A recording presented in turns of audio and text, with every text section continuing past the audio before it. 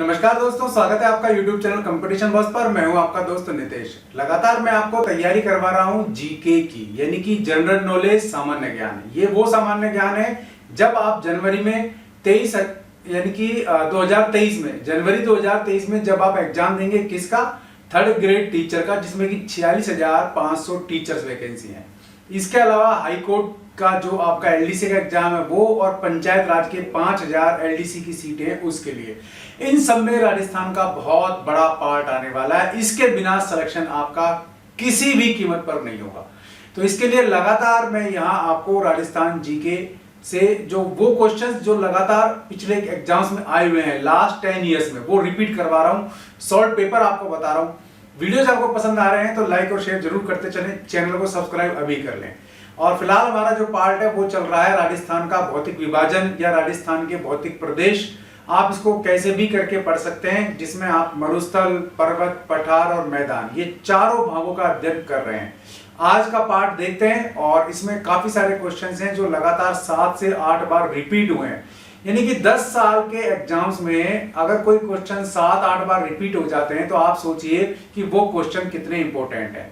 या फिर वो टॉपिक बार बार रिपीट होता है काफी डेंसिटी वाइज, तो सोचिए कितना इंपॉर्टेंट टॉपिक है। ऐसे ही टॉपिक पर चर्चा कर रहे हैं राजस्थान का भौतिक विभाजन के तहत, राजस्थान के भौतिक प्रदेश के तहत। तो चलिए शुरू करते हैं आज का वीडियो को अभी लाइक कर दीजिए, चैनल को सब्सक्राइब भी कर लीजिए। उसके बाद इत्मीनान से बैठ करके आप इस वीडियो को देखिए, कॉपी पेन पेंसिल ले लीजिए। क्वेश्चंस बता रहा हूं, उनके जवाब आप हाथों हाथ देते जाइए। आप जवाब नहीं दे पाते हैं तो समझ लीजिए आपकी तैयारी अभी उस लेवल पे नहीं है जो आपको सिलेक्शन दे जाए। तो इसके लिए आप वीडियो में बने रहेंगे तो आपको जवाब भी मिल जाएगा, आंसर भी मिल जाएगा। और अगर आप जवाब हाथों हाथ देते हैं क्वेश्चन के बोलते ही बिना ऑप्शन सुने, तो समझ लीजिए आप एग्जाम में बैठने लायक हो चुके हैं। तभी आपको एग्जाम में बैठना चाहिए या फिर अपनी तैयारी को उस लेवल पर ले जाना चाहिए। तो चलिए उस लेवल पर हम आपकी तैयारी को लेकर चलते हैं जहां आपकी परख भी होती रही। तो अब बात कर लेते हैं सवाल आज का जो है उसके बारे में कि व्यर्थ भूमि का सबसे ज्यादा क्षेत्रफल किस जिले में है। पटवार परीक्षा 2011 में पूछा गया सवाल है। इसका जवाब है जैसलमेर, क्योंकि जैसलमेर रेगिस्तानी एरिया है। जैसलमेर राजस्थान का सबसे बड़ा जिला है क्षेत्र की दृष्टि से, तो व्यर्थ भूमि यहाँ सबसे ज्यादा मिलती है। अगला सवाल, निम्नलिखित में से कौन सा पठार माउंट आबू पर्वत स्थल से 8 किलोमीटर दूर गुरु शिखर चोटी के नीचे स्थित है। यह सवाल उद्योग निरीक्षक परीक्षा 2018 में रिपीट हुआ है। विकल्प सुन लीजिए आप इसका, बोराट का पठार, मेसा का पठार, उड़िया का पठार और दक्कन का पठार। तो इसका जवाब होगा उड़िया का पठार। निम्नलिखित में से कौन सा मरुस्थलीकरण का कारण नहीं है। सहायक कृषि अधिकारी 2018 में पूछा सवाल है। ऑप्शन है कठोर मौसमी परिस्थितियां, बढ़ती आबादी, वनों का उन्मूलन, अम्लीय भूमि का प्रयोग करना। तो मरुस्थलीकरण का कारण इनमें से कौन सा नहीं है। अम्लीय भूमि का प्रयोग करना मरुस्थलीकरण का कारण नहीं है। राज्य के किस भाग में जनसंख्या का घनत्व सर्वाधिक है। पूर्वी मैदानी भाग, मरुस्थलीय प्रदेश, पठारी प्रदेश और पहाड़ी प्रदेश। 4 भाग है ये। तो राजस्थान के किस भाग में जनसंख्या का घनत्व सर्वाधिक है। तो जवाब है इसका पूर्वी मैदानी भाग। देखिए ये जो पूर्वी मैदानी भाग है राजस्थान के कुल क्षेत्रफल का 23% है ये। और जनसंख्या की बात करें तो राजस्थान की कुल जनसंख्या का 39% पूर्वी मैदानी भाग में निवास करता है। पटवार परीक्षा 2011 में पूछ लिया गया सवाल है ये। अगला सवाल है, राजस्थान में मरुस्थलीकरण की सबसे ज्यादा प्रभावी प्रक्रिया कौन सी है। राजस्थान में मरुस्थलीकरण की सबसे प्रभावी प्रक्रिया कौन सी है। LSA 2018 एग्जाम में पूछा गया सवाल है। ऑप्शन है पवन अपर्दन, अगला है जल संचय, फिर है वनस्पति अवनयन और फिर है जल अपर्दन। तो 4 ऑप्शन है। 4 ऑप्शन में सही जवाब होगा वनस्पति अवनयन। इसी के कारण मरुस्थल फैलता है। अगला सवाल है, इसमें आपको 4 तथ्य दिए गए हैं, तो आपको बताना है कौन सा तथ्य सही है, कौन सा तथ्य गलत है। पुलिस एग्जाम में पूछा गया है ये, ASI वाले में 2018 में। पहला कंटेंट है कि अरावली पर्वत विश्व के प्राचीनतम पर्वतों में से एक है। बताइए सही है कि नहीं। इतनी देर में आपको जवाब दे देना चाहिए। बिल्कुल ये बात सही है कि अरावली पर्वत विश्व के प्राचीनतम पर्वतों में से एक है। कितना पुराना है ये, 650 मिलियन वर्ष पुराना है भाई अरावली पर्वत। अगला सवाल है कि अरावली पर्वत की कुल लंबाई 820 किलोमीटर है। आप बताइए, अरावली पर्वत की लंबाई क्या 820 किलोमीटर है? बिल्कुल नहीं। अरावली पर्वत की कुल लंबाई है 692 किलोमीटर, जिसमें से ये 550 किलोमीटर राजस्थान में फैला हुआ है। अगला कंटेंट है, अरावली पर्वत का अधिकांश विस्तार राजस्थान राज्य में है। ये बिल्कुल सही है, 692 से 550 तो राजस्थान में ही है। अगला कंटेंट है, इस राजस्थान के अरावली पर्वत की सबसे ऊंची चोटी गुरु शिखर है। ये भी सही है, 1722 मीटर इसकी ऊंचाई है। अगर फीट में पूछ ले तो 5650 फीट ऊंची ये गुरु शिखर चोटी है। तो चारों कंटेंट में से केवल एक कंटेंट है जिसमें इसकी लंबाई 820 किलोमीटर बताई गई है, जो गलत है। बाकी तीनों कंटेंट इसके सही हैं। यही आपको बताना था। अगला सवाल देखते हैं। यहाँ दो सूची दी गई है, सूची 1 और सूची 2। इसको आपको मिलान करना है और बताना है कि इसमें से कौन सा गलत है, कौन सा सही है, या सभी के सभी सही हैं। और ये second grade teacher special education वाले 2018 में आपको बताया गया सवाल है। तो स्पेशल एजुकेशन के बारे में मैं आपको बता ही चुका हूं कि अब स्पेशल एजुकेशन किया हुआ बंदा और जनरल या सामान्य एजुकेशन किया हुआ बंदा जिसने उससे बीएड कर रखी है, दोनों इक्वल होंगे और सामान्य टीचर वाले में फॉर्म भर सकते हैं। ऑप्शन देख लीजिए आप। इसके सूची 1 में आपको पर्वत दिखाए गए हैं 4, बाबाई, तारागढ़, सायरा और रोजा बाकर। अब इनकी दूसरे में आपको ऊंचाई दिखाई हुई है। बाबाई की 780 मीटर बताई हुई है, जो कि झुंझुनू जिले में है। तारागढ़ की 873 मीटर है, जो कि अजमेर जिले में है। सायरा 900 मीटर है, जो कि दक्षिणी पश्चिमी अरावली की एक हिस्सा है। रोजा बाकर 730 मीटर है, जो कि जालोर में है। बताना क्या है, चारों गलत हैं, चारों में से कौन सा गलत है, चारों के चारों सही हैं। तो ये ऑप्शन चारों ही सही हैं, सभी विकल्पों को सही लिखा गया है। अगला सवाल है, निम्नलिखित में से कौन सी विशेषता थार के मरुस्थल से संबंधित नहीं है? जवाब दीजिए। पुलिस एएसआई 2018 में पूछा सवाल है। थार के मरुस्थल की 4 विशेषताएं बताई हैं। अब बताना कौन सी इस मरुस्थल से संबंधित नहीं है। पहली की यहाँ शुष्क एवं अर्धशुष्क जलवायु है। ये बात सही है कि गलत है? सही है, थार के मरुस्थल में शुष्क और अर्धशुष्क जलवायु ही पाई जाती है, क्योंकि रेतीला हिस्सा है, बरसात नहीं होती, तो पेड़ पौधे भी नहीं है। दूसरा ऑप्शन है, यहाँ रेतीली मिट्टी पाई जाती है। बिल्कुल सही है, रेतीला मैदान है तो रेतीली मिट्टी ही पाई जाएगी। तीसरा ऑप्शन है, यहाँ सदाबहार वन पाए जाते हैं। तो यहाँ थोड़ा रुकिए, सदाबहार वन वहां पाए जाते हैं जहां बरसात होती है। रेगिस्तान में तो बरसात होती ही नहीं है, थार के मरुस्थल में बरसात होती ही नहीं है या बहुत कम होती है, तो सदाबहार के वन वहां नहीं पाए जाते हैं। यही कथन आपका गलत है या संबंधित नहीं है। अगला ऑप्शन है, यहाँ बालू के स्तूप पाए जाते हैं। बिल्कुल सही है, बालू का स्तूप थार के रेगिस्तान में ही पाए जाते हैं, लेकिन जैसलमेर जिले का पोखरण है जो बालू का स्तूप मुक्त क्षेत्र कहलाता है। अगला सवाल, राजस्थान का कौन सा भौगोलिक अंचल सबसे प्राचीन माना जाता है? तो भाई ये आपको पता होना चाहिए कि चारों जो भौतिक विभाग हैं, मरुस्थल, अरावली पर्वत या फिर पठार और चौथा मैदान, इसमें से अरावली पर्वत सबसे प्राचीनतम माना गया है। ये पुलिस के एग्जाम में 2018 में, सेकंड ग्रेड टीचर में 2010 में पूछा गया सवाल है। ठीक है, तो राजस्थान का सबसे प्राचीन पर्वत, राजस्थान का जो अरावली पर्वतमाला है वो हिंदुस्तान के ही नहीं विश्व के प्राचीन पर्वतों में से एक है, और यह वलित अवशिष्ट श्रेणी का पर्वत है और 650 मिलियन वर्ष पुराना है। और यह सवाल आपके जेईएन एग्जाम 2016 में, महिला पर्यवेक्षक 2015 में भी पूछ चुके हैं। और ये प्री कैम्ब्रियन कल्प का जो काल था उसमें निर्मित पर्वत है। ठीक है, ये कंटेंट भी आपको साथ साथ आप लिख लेना।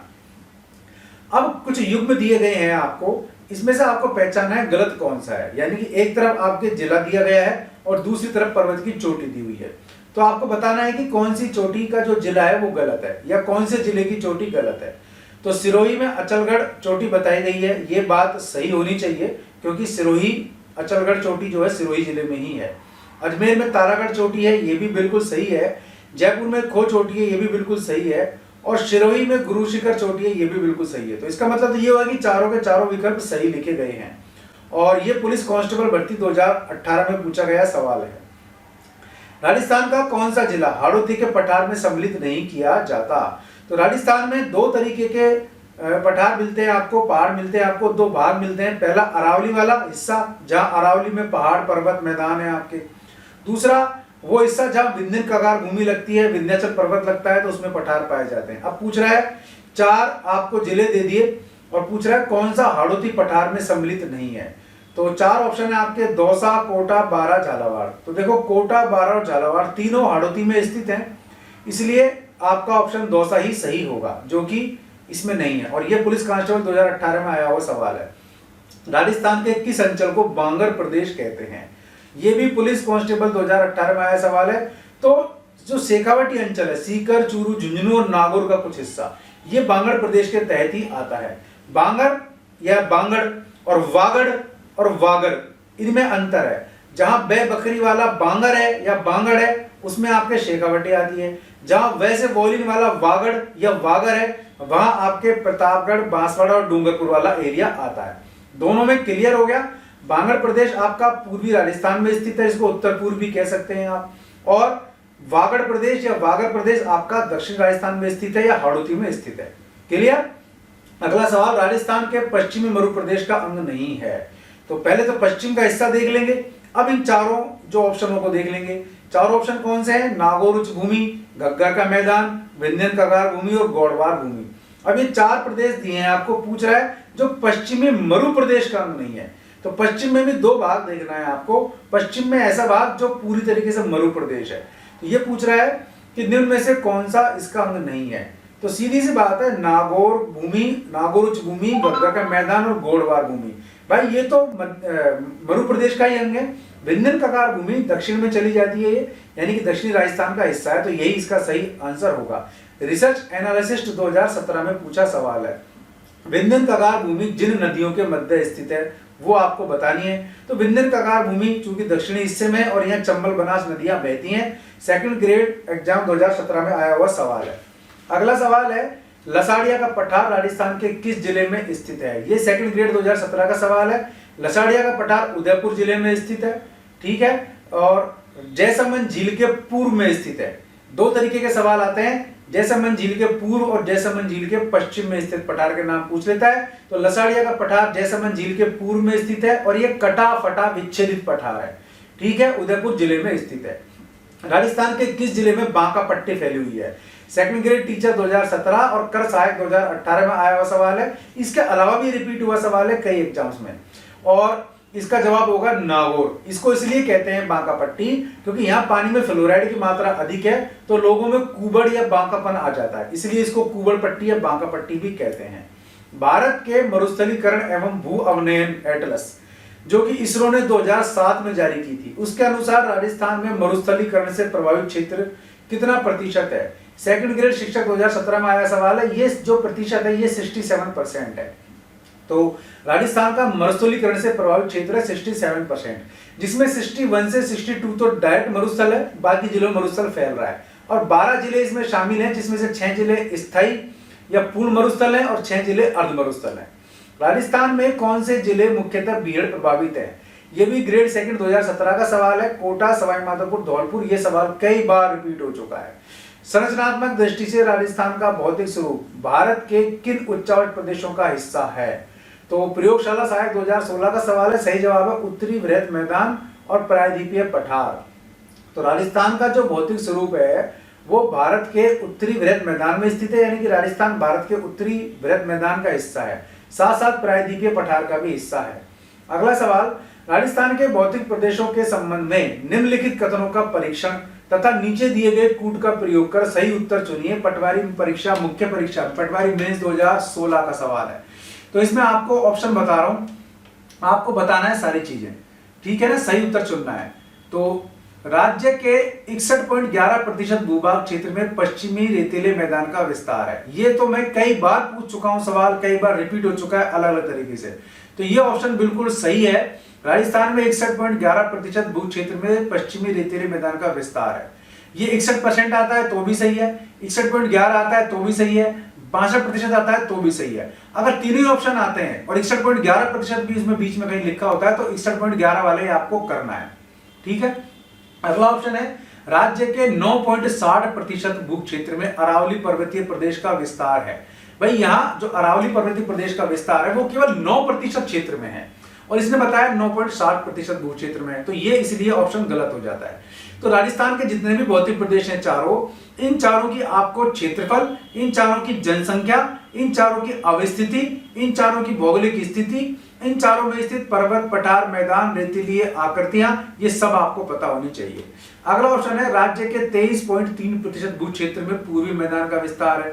तो पूर्वी मैदान का विस्तार केवल 23% में है, तो ये ऑप्शन भी गलत हो जाता है। अगला ऑप्शन है राज्य में 6.37% भू क्षेत्र में दक्षिणी पूर्वी पठारी प्रदेश का विस्तार। तो भाई ये ऑप्शन भी गलत है, क्योंकि 7% क्षेत्र में या 6.89% क्षेत्र में ही दक्षिणी पूर्वी पठारी प्रदेश का विस्तार है।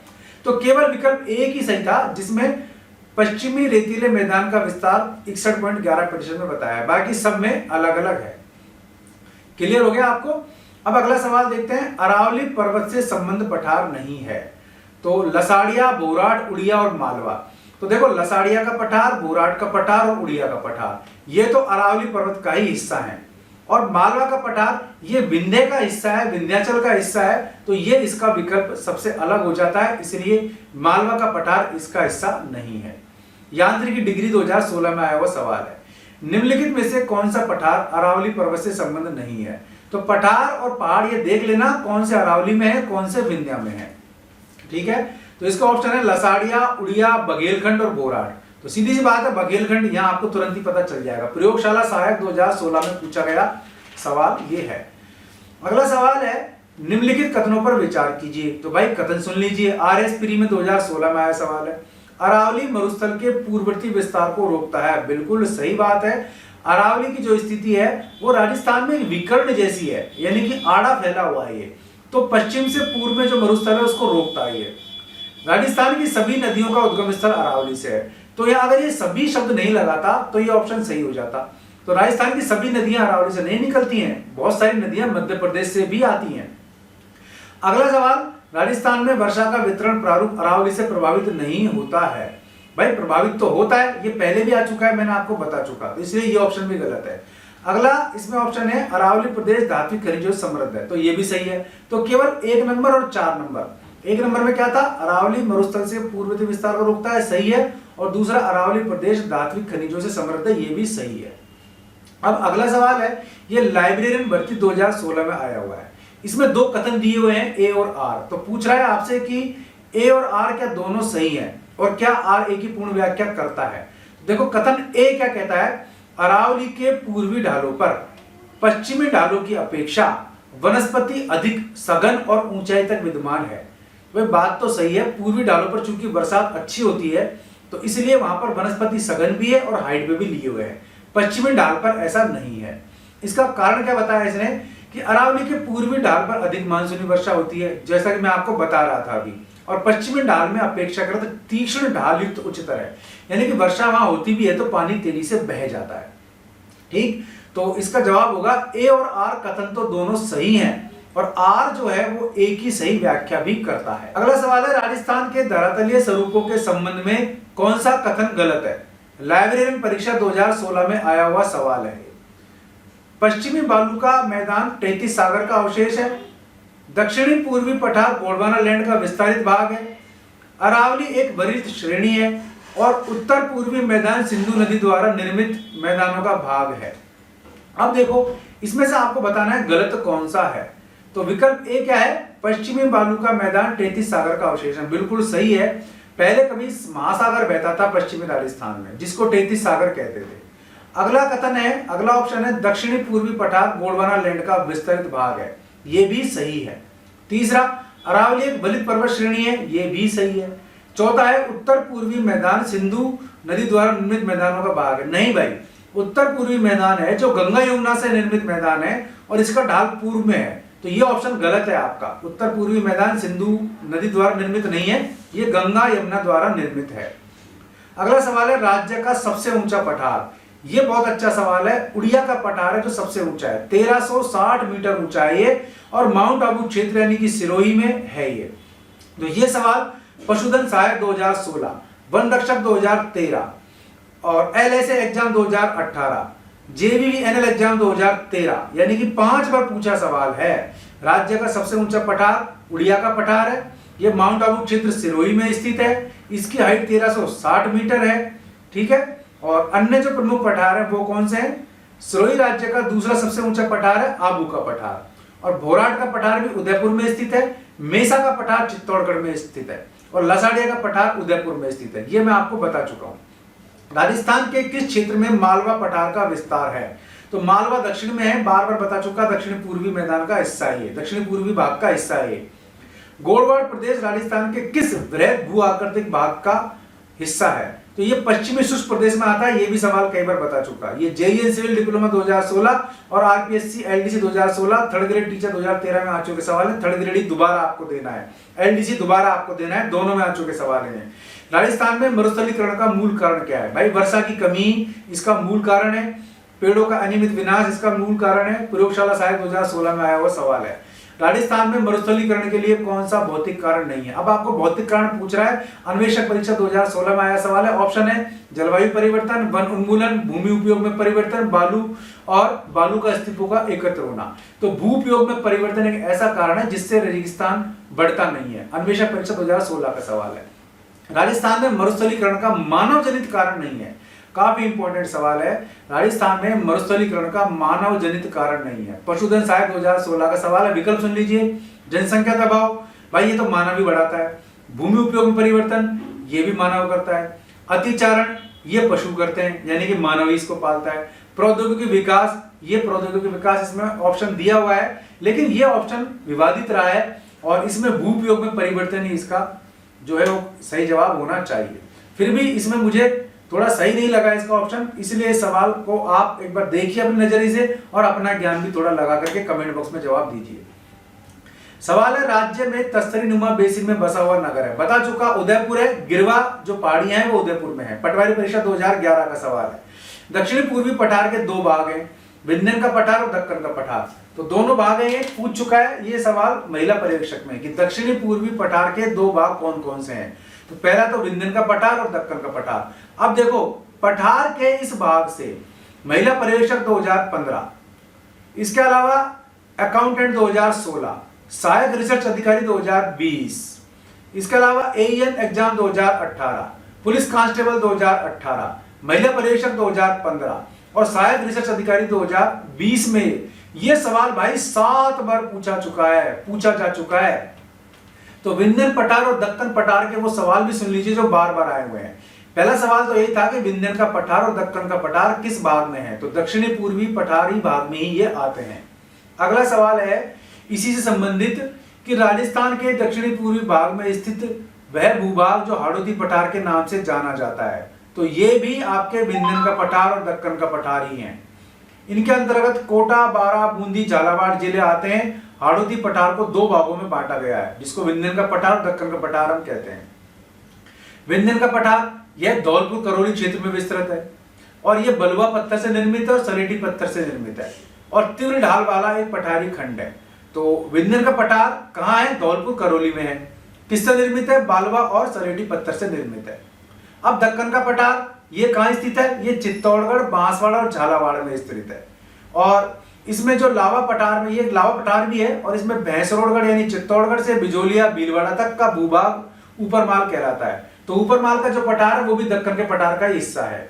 हाड़ौती का पठार, इसको लावा का पठार भी कहते हैं और ये मालवा के पठार का ये भी एक भाग है और ऊपरमाल के पठार को मालवा का पठार भी कहा जाता है। तो कुल मिला के मालवा का पठार, हाड़ौती का पठार, विंध्यन का पठार, ये सब चीजें आपको राजस्थान के दक्षिणी हिस्से में मिलती है और इससे बार बार सवाल पूछे गए हैं। एक सवाल थोड़ा अलग था, विंध्यन कगार किसका हिस्सा है? तो ये भी हाड़ौती का हिस्सा है या दक्षिणी राजस्थान का हिस्सा है? अब सवाल अगला लेते हैं, थार मरुस्थल की स्थलाकृति किस प्रकार के बालू का स्तूपों से पट्टी पड़ी है? तो इसमें पैराबोलिक यानी कि हेयर पिन के आकार की स्थितियां ज्यादा मिलती है। जेईई मैकेनिकल 2016 में आया हुआ सवाल है। अब है कथन ए, अरावली पर्वत श्रृंखला राजस्थान में एक जल विभाजक है। बिल्कुल सही है, क्योंकि इसके पूर्वी भाग में वर्षा अच्छी होती है, पश्चिम में नहीं होती। जल विभाजक तो ये है ही। दूसरा आरएस में कथन, अरावली पर्वत श्रृंखला मरुस्थलीकरण को सीमित करती है। तो मरुस्थलीकरण को सीमित तो ये नहीं करती है, क्योंकि मरुस्थलीकरण तो लगातार बढ़ रहा है। तो काफी हद तक ये इसका सही कारण नहीं कहा जा सकता। तो कथन ए तो सही है, कथन आर भी सही है, किंतु आर ए की सही स्पष्टीकरण नहीं है। कथन दोनों सही है, परंतु आर ए को स्पष्ट नहीं कर रहा है। राजस्थान के दक्षिण से होकर गुजरने वाली रेखा बताइए। तो वो मैंने आपको बताया था, कर्क रेखा है, जो 23.5 डिग्री उत्तरी अक्षांश रेखा भी कह सकते हैं। बांसवाड़ा डूंगरपुर जिले से गुजरती है और ये बांसवाड़ा जिले के कुशालगढ़ के बिल्कुल बीच से गुजरती है। तो ये ग्रेड सेकंड टीचर में आया हुआ सवाल है 2010 में, महिला पर्यवेक्षक 2015 में, RSRTC यानी कि रोडवेज भर्ती परीक्षा 2013 में और राजस्थान पुलिस 2011 में। तो भाई 5 बार आया हुआ सवाल है। कर्क रेखा वाला ढंग से याद कर लेना, कहां से गुजरती है और क्या होता है। कर्क रेखा गुजरती है बांसवाड़ा डूंगरपुर से, इसलिए सूर्य की किरणें सबसे ज्यादा सीधी यहीं पड़ती हैं और इसे सबसे ज्यादा दूर है गंगानगर और हनुमानगढ़ वाला हिस्सा, तो सबसे तिरछी किरणें पड़ती हैं गंगानगर में। बाप बोल्डर्स भूगर्भीय संरचना है एक, ये बाप बोल्डर्स किस युग से संबंधित है? ये महिला पर्यवेक्षक में पूछा है 2015 में। ये कार्बोनिफेरस युग से संबंधित है। निम्न में से अंतर पर्वतीय मैदान नहीं है। ऑप्शन है ब्यावर, अजमेर, पीसांगन, कपासन। आंसर है इसमें कपासन। ये महिला पर्यवेक्षक 2015 का ही सवाल है। महिला पर्यवेक्षक 2015 का एक और सवाल है, जैसलमेर झील के पश्चिम में पठार कौन सा है? तो पश्चिम में भूमंड का पठार है और पूर्व में लसाड़िया का पठार है। मैं आपको बता चुका हूं, याद करके जाना, दोनों सवाल आ चुके हैं।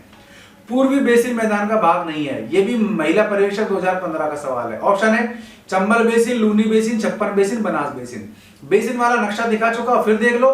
लूनी बेसिन जो है वो पश्चिम में है, बाकी सबके सब पूर्व में है, तो सही जवाब लूनी बेसिन होगा। RS प्री 1996 में पूछा है, सापेक्षिक दृष्टि से राजस्थान के किस भू आकृतिक प्रदेश का भाग अस्पष्ट अधः प्रवाह क्षेत्र है? दक्षिणी भूरी भाग अस्पष्ट अधः प्रवाह क्षेत्र है। अगला सवाल ईओ परीक्षा 2008 में आया, अरावली पर्वतमालाओं की सुदूर दक्षिणी जड़ कहां से प्रारंभ होती है? यह स्थान बताओ भाई। अरब सागर से होती है इसकी अरावली पर्वतमाला की जड़, तो इसको अरब सागर का पिता भी कहते हैं। सीफ क्या है? पीटीआई ग्रेड सेकंड में आया सवाल है 2015 में। सीफ एक अनुदैर्ध्य बालू का स्तूप है, देख लो कैसा होता है। बालू का स्तूपों का प्रकार नहीं है, जोजरी, बरखान, नदी रेखी और इंसेलबर्ग। तो इसमें बरखान, नदी रेखी और इंसेलबर्ग ये तो बालू का स्तूप ही है। इसमें जोजरी जो है ये इसका सही जवाब है, क्योंकि जोजरी बालू का स्तूप नहीं है, ये एक नदी है जो पश्चिमी राजस्थान में बहती है। महिला पर्यवेक्षक 2015 का सवाल है। वह भूमि जिसमें कुओं, नहरों, तालाब और नदी साधनों के माध्यम से सिंचाई संभव होती है, उसको क्या कहेंगे? उसको कहेंगे हम चाही भूमि। ये कृषि पर्यवेक्षक 2015 का सवाल है।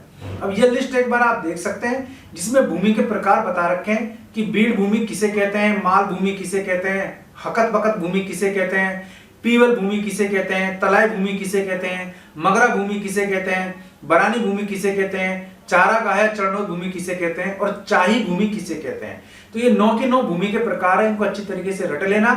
इसको स्क्रीनशॉट लेकर के आप प्रिंट लेकर के भी रख सकते हैं। नदी नालों के पास की भूमि बीड़ भूमि है, काली उपजाऊ भूमि माल भूमि है, जोती जाने वाली भूमि हकत बकत है, तालाब और कुओं से जो सिंचित होती है वो पीवल भूमि है, तालाब के पेटे की भूमि जिसमें बिना सिंचाई फसल होती है तलाई भूमि है, पहाड़ी क्षेत्र की भूमि को मगरा भूमि कहते हैं, वह भूमि जहां पर सिंचाई की सुविधा उपलब्ध नहीं थी उसको बारानी कहते हैं, वह भूमि जो पशुओं के लिए चारा उगाने के लिए छोड़ी जाती है उसको चारागाह या चरणोद भूमि कहते हैं। अरावली प्रदेश का विस्तार राजस्थान के किस जिले में नहीं है?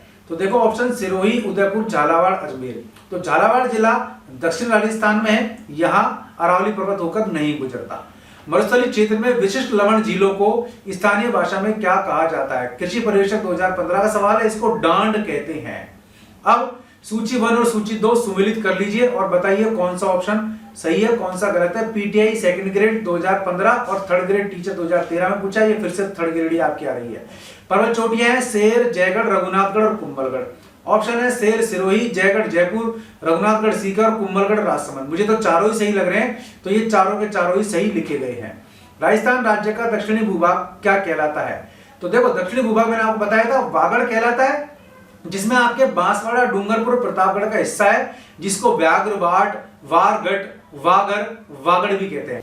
तो दोस्तों सवाल आपको कैसे लगे कमेंट बॉक्स में जरूर बताना, और वीडियो पसंद आए तो लाइक और शेयर करना आपका काम है, ताकि मैक्सिमम भाई बहनों को इसका बेनिफिट मिल सके। चैनल को सब्सक्राइब भी आप करेंगे तो इससे हमें बूस्ट मिलता है और हमें एनर्जी मिलती है। ये सवाल काफी मेहनत के बाद आप तक पहुंचाए जा रहे हैं। आप देखिए इसमें कितनी मेहनत लगी है और एक एक चीज आपको क्लियर करने की कोशिश कर रहा हूं। मेरा दावा है अगर आप ये सारे वीडियोस अभी देखना शुरू कर देंगे तो जनवरी 2023 या फरवरी 2023 में जो आपका थर्ड ग्रेड टीचर का एग्जाम होगा उसका 70% से ज्यादा हिस्सा आप क्लियर कर चुके होंगे। फिर इसी बीच कोई ना कोई अच्छी सी आप किताब ले लीजिए और उसको भी साथ साथ पढ़ते चले तो आपका रिवीजन भी होता रहेगा। कुछ गलतियां अगर मान लीजिए मुझसे हो जाती हैं, क्योंकि मैं भी इंसान हूं, स्वभाववश भूलवश दोनों ही कारण है, गलतियां होने की हो सकती हैं, उनको इग्नोर करते हुए सही कर देना। कमेंट बॉक्स में कोई चीज लगे आपको तो आप वहां बता सकते हैं। वीडियो को लाइक, शेयर, चैनल को सब्सक्राइब और बेल आइकन दबाना, ये चारों काम अभी कर दीजिए। ऐसे किसी यूजफुल वीडियो में फिर मिलूंगा, तब तक के लिए नमस्कार।